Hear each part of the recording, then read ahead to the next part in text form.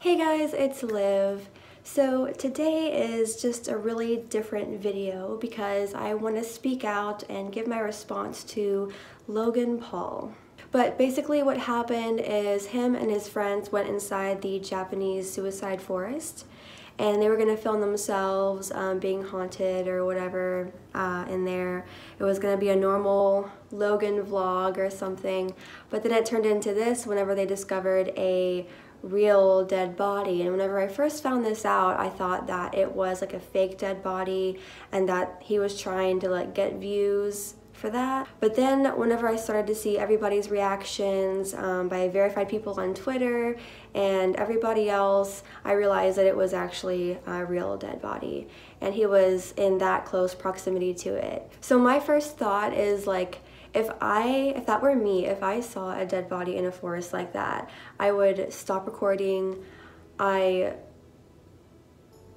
don't think I would know what to do, to be completely honest. I would not post a video about it. If anybody asked, I went inside the suicide forest and I'd rather just lie and say, oh, you know, we didn't find anything, it was really boring. And then I would have just taken care of, you know, what really happened, kind of like behind the scenes, like called the cops and had them do whatever they come do and handle that for us. I wouldn't want to talk about it.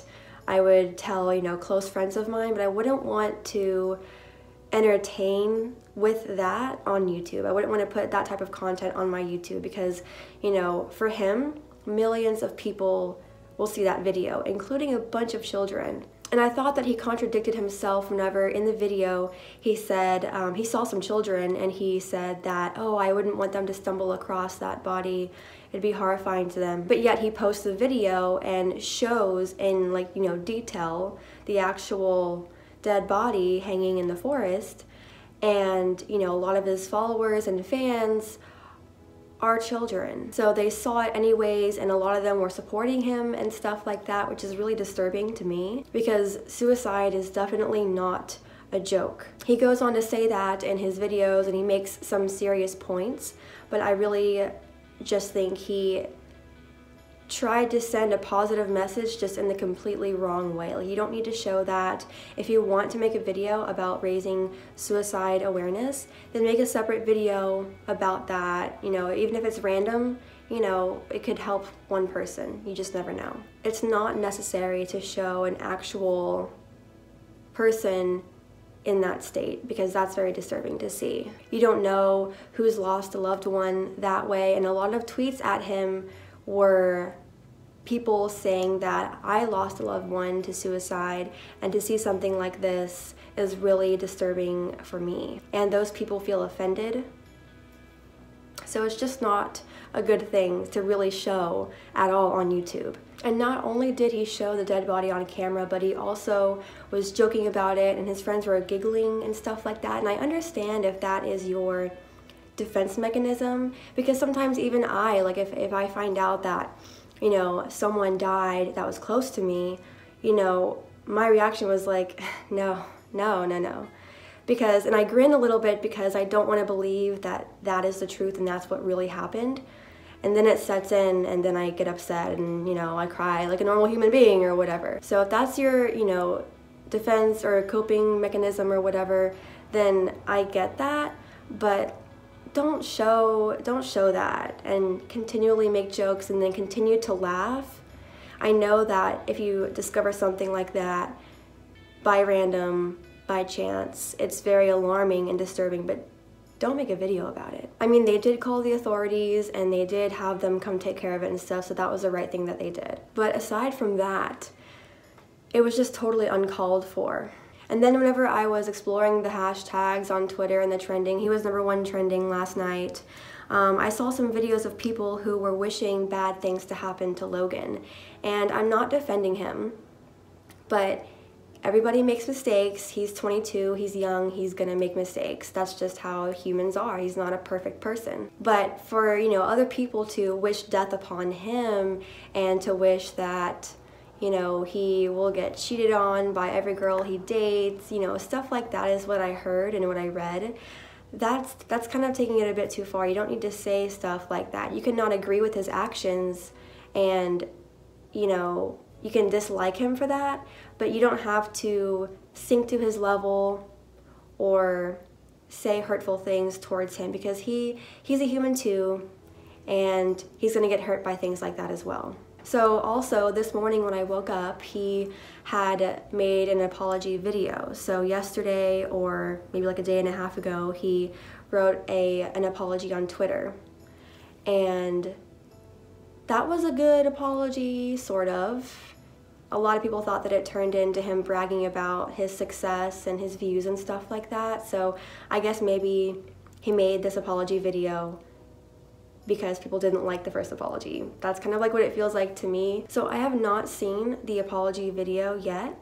So I'm gonna watch that and see if it's different than the Twitter apology. I've made a severe and continuous lapse in my judgment, and I don't expect to be forgiven.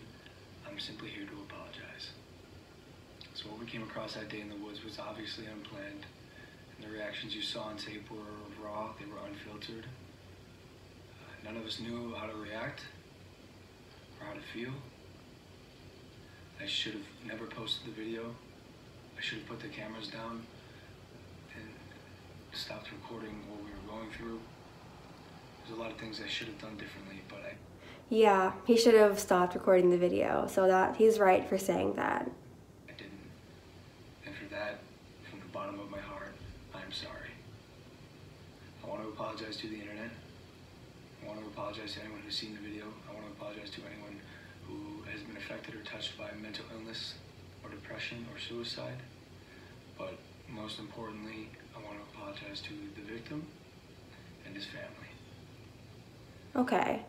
That was important that he said that, because, you know, his family, I mean, he's a very popular YouTuber. Maybe his family saw this video and were appalled to, maybe they didn't know that their son did that, and that's how they found out, which is really awful.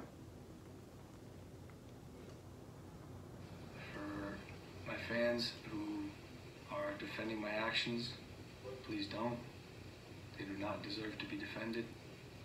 That's right. The goal with my content is always to entertain, to push the boundaries, to be all-inclusive. In the world I live in, I share almost everything I do. The intent is never to be heartless, cruel, or malicious. Like I said, I've made a huge mistake. I don't expect to be forgiven. I'm just here to apologize. I'm ashamed of myself.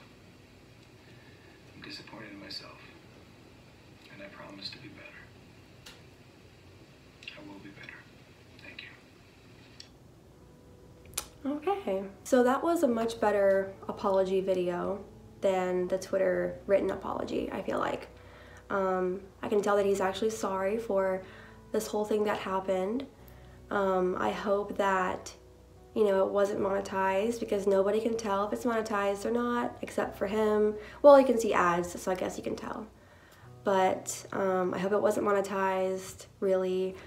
I hope that he did that heartfelt apology. So anyways, I made this video because a few of you DM'd me on Twitter and Instagram asking for my thoughts and opinions on this whole situation. So I hope you guys will, you know, not hate on him, but not accept what he has done at the same time. So until the next video, have a super awesome, fantastic, splendid, amazing day.